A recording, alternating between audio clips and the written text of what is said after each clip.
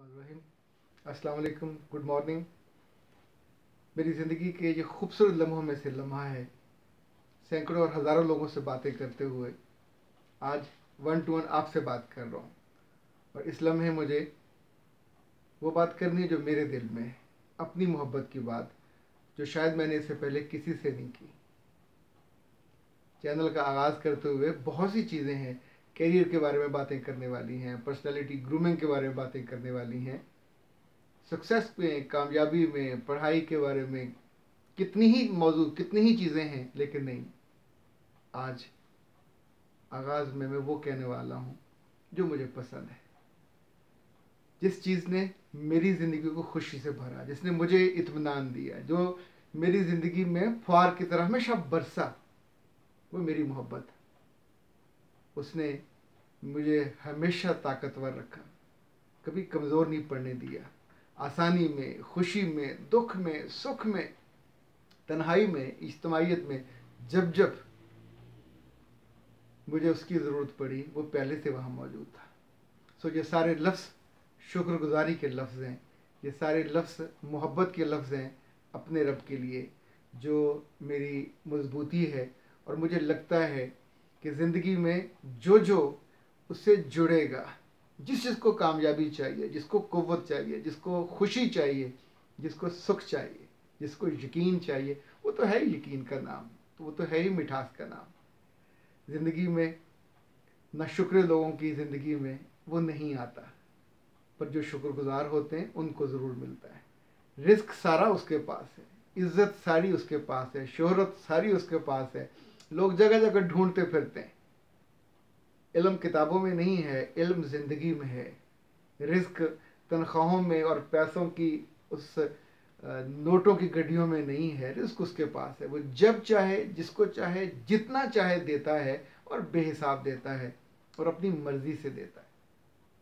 आज की इस नशिस्त में मुझे आपसे अपने दिल की बात इसलिए ये कहनी है कि हम आम तौर पे बहुत सी चीज़ों पे दुखी होते हैं, परेशान होते हैं। मुझे याद है कुछ अर्सा पहले रेडियो पाकिस्तान में इंटरव्यू लेते हुए खालिद तूर साहब ने मुझसे कहा, तुम इतनी बड़ी बड़ी बातें करते हो, क्या तुम वाकई खुश रहते हो, और तुम्हें लोगों की बड़ी बड़ी कारें देखकर और बड़े बड़े घर देखकर दुख नहीं होता?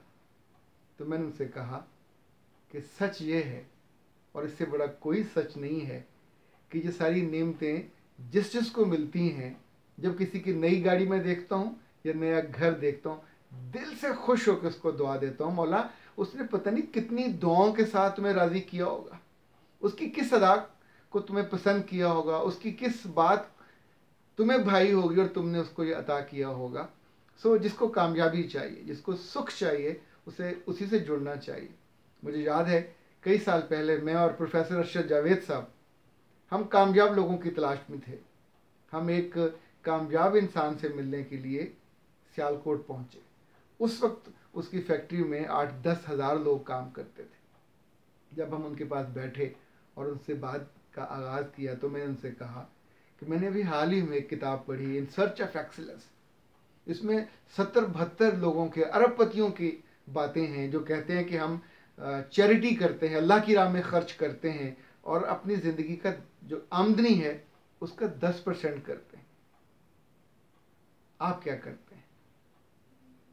तो उस आदमी ने, जिसके पास हम गए थे, भला सा नाम था, एक बड़ी सारी कंपनी थी जिसके वो मालिक थे, सबलाइम स्पोर्ट्स, प्रोफेसर अमीन जावेद उनका नाम था। उन्होंने कहा कि मैंने अपने रब को खुश करने के लिए 5% से आगाज़ किया था, फिर मुझे ज़्यादा खुशी चाहिए थी, फिर 10%, फिर 15%, फिर 20, 35% तक पहुंचा। और तब मुझे लगा कि मेरे घर की, मेरी फैक्ट्रियों की छतें उड़ गई हैं। उसकी रज़ा, उसकी खुशी, उसका रिस्क यूं बरसता था कि मुझसे संभाला नहीं जाता। रब तो यकीन के साथ है। मुमताज़ मुफ्ती कहा करते थे, ये जग और गिलास में पानी की तरह है, जिस शेप में चाहो वैसा ढल जाता है।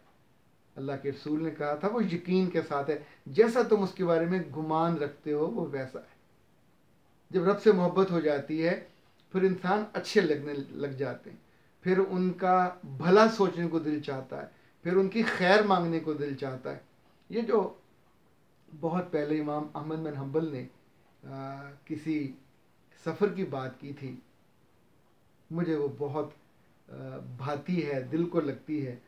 उन्होंने कहा था कि मैं जाते जाते मैंने देखा कि एक जगह डाका डल रहा था और एक डाकू लोगों को लूट रहा था। उसके चेहरे पर उस लम्हे कपड़ा नहीं था, तो मैंने उसको पहचान लिया। फिर उसी शाम या अगली शाम उन्होंने मस्जिद में देखा वो नमाज पढ़ रहा था, तो उसके करीब गए और जाके उससे कहा। ज़ाहिर है वो भी क्या आम इंसान थे, उनसे रहा नहीं गया, उन्होंने पहचान लिया। उन्हें ये बिल्कुल दोमली लगी, शायद बहुत ही बुरा लगा होगा कि पहले वहाँ कल डाका डाल रहा था और आज यहाँ अल्लाह के हुजूर हाजिर है और नमाज पढ़ रहा है। कहा तुम वही हो ना जो डाका डाल रहे थे। उसने उनकी तरफ आंख उठा के देखा और कहा हाँ मैं वही हूँ। सारे रास्ते बंद थे, सिर्फ एक रास्ता मैंने नमाज का खुला रखा था, उससे राब्ते के लिए, उससे मिलने के लिए। एक रास्ता तो खुला रहना चाहिए, एक रास्ता तो खुला रहने दें। इमाम अहमद बिन हम्बल कहते हैं उसके बाद मुझसे और बात नहीं हो सकी, मैं वहाँ से वापस आ गया। कुछ अर्से के बाद उन्हें अल्लाह के घर जाने का इत्तेफाक हुआ। हज के दिन थे। एक जगह एक आदमी इतने ज़ोर से रो रहा था कि उसकी चीखें, उसका जो कर्ब था, उसके अंदर का जो दुख था, वो लोगों को परेशान किए देता था। ये करीब हुए, देखा तो वही था जो अल्लाह के आगे हाथ बांधे रो रहा था और उसका शुक्र कर रहा था और उसके आगे जारी कर रहा था कि तूने वो एक रास्ता खुला रहने दिया, आज मैं पलट के तेरे पास आ गया हूँ। सो ए प्यारो, अब दुनिया के किसी भी हिस्से में हो, पाकिस्तान में, हिंदुस्तान में, बांग्लादेश में, अमेरिका में या यूरोप के किसी जगह पे, हमेशा आपसे रब से जुड़े रहिएगा, उसके शुक्रगुजार रहिएगा और उससे ताल्लुक़ का दरवाज़ा बंद ना होने दीजिएगा। जिस लम्हे ये दरवाज़ा बंद हो जाएगा, ज़िंदगी बंद हो जाएगी आप पे खुशी और सुख के सारे दरवाजे बंद हो जाएंगे। और हर खुशी को उससे जुड़ने के बाद ढूंढिएगा, यकीन मानिएगा ऐसा ही होगा। इसलिए कि उस रब की नेमतों को, उसकी रहमतों को मैंने अपने वजूद पे कितनी दहाइयों से बरसते देखा है, उस ख्वार में मैं जिया हूँ।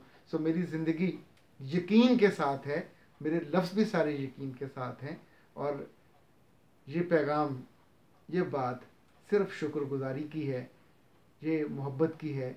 मुझे उसकी मोहब्बत का इजहार करना था, आप तक पहुंचाना था। बाकी ज़िंदगी की सारी बातें पड़ी हैं, वो इंशाल्लाह आने वाले हर दिन में हम आपसे करेंगे, आपके मुताल्लिक़ होंगी, आपकी ज़िंदगी के मुताल्लिक़, आपकी कामयाबी के मुताल्लिक़, आपके बहुत आगे जाने से मुताल्लिक़। जिन जिन बातों पे आप परेशान होते हैं, रब ने जो चीज़ें मुझे दिखाई, जो मुझे मुशाहिदा कराई, जो मुझे कामयाबी तक उनका रास्ता दिखाया, वो आपको मैं बताने की, आपसे शेयर करने की कोशिश करूँगा। अस्सलाम वालेकुम, खुदा।